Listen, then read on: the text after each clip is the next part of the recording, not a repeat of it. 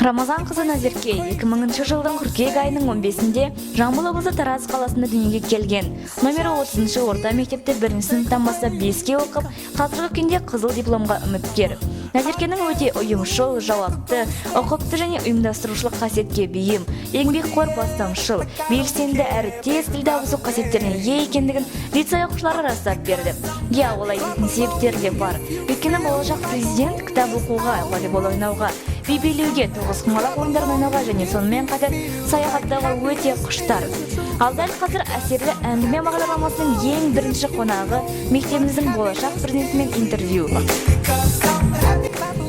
Сәлем, Назерке. Сен туралы ақпарат жинаған кезде мінезің ашық, жайдары және тез тіл табыса аласың деп естідім. Осы қаншалықты рас және осындай қалыпта жүру қаншалықты қиын? Сәлем, дұрыс айтасың. Менің мінезім ашық, жайдары және тез тіл табыса аламын. Осындай қалыпта жүру мен үшін қиын емес. Өйткені, егер сенің мінезің ашық болса, онда сенің басқалармен қарым-қатынасың өте жақсы болады. Және де сен олармен тез тіл табыса аласың. Ал тез тіл табыса алатын адам әрдайым басқа біреуге көмектесіп жүру керек. Өзіңе бос уақыт бөле аласың ба? Немесе бос уақытты қалай өткізесің?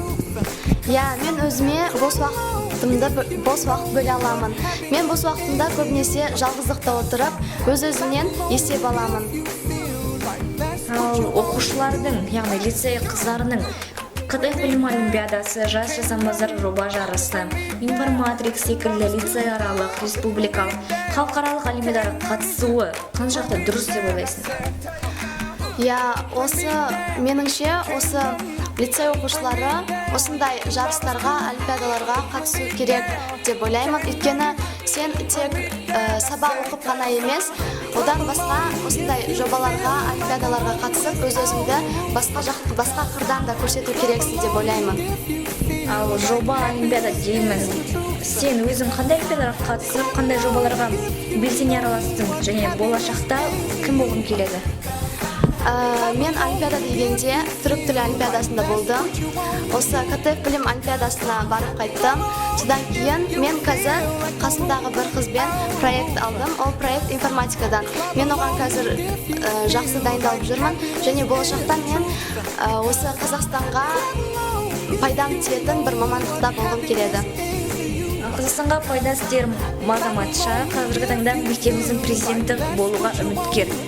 Сабақ оқу, ғылыми жоба, олимпиада мен қоғамдық жұмыстарды алып жүру қиын емес па? Жалпы қалай үлгеруге тырыспақсың?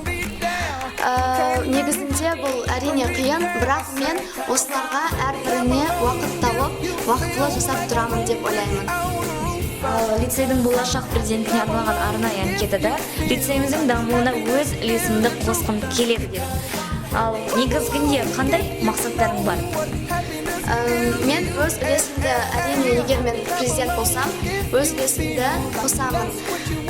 Мысалы, мен лицей оқушыларына оқуға деген құштарлығын арттыру үшін әртүрлі активитилер, ойындар жасаймын. Және де олимпиадаға қатысатын оқушыларға барынша мотивация беруге тырысамын.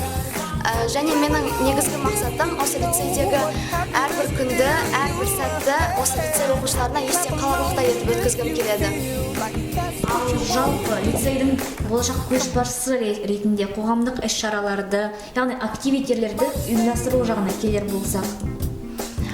Осы қоғамдық іс-шараларға мен өзім дұрыс өткізілуін өзім қадағалаймын. Және де активитилерге тоқталатын болсақ, біздің ең басты активити менің жасағым келетіні ол достық күні.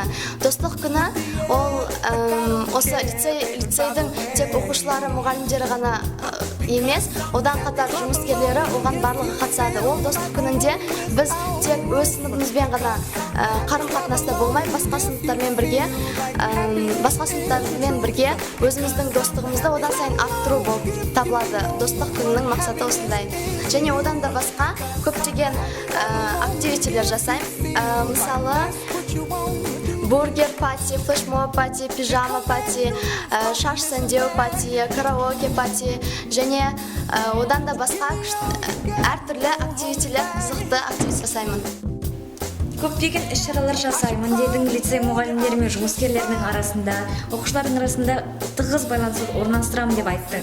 Ал осыған дейін жасаймын деген іс-шараларыңды лицейде тек биік белестерге көтеретін президент боламын деп барша мектеп оқушыларының, мұғалімдердің, тәрбиешілердің және әрине жұмыскерлердің алдында уәде бере аласың ба?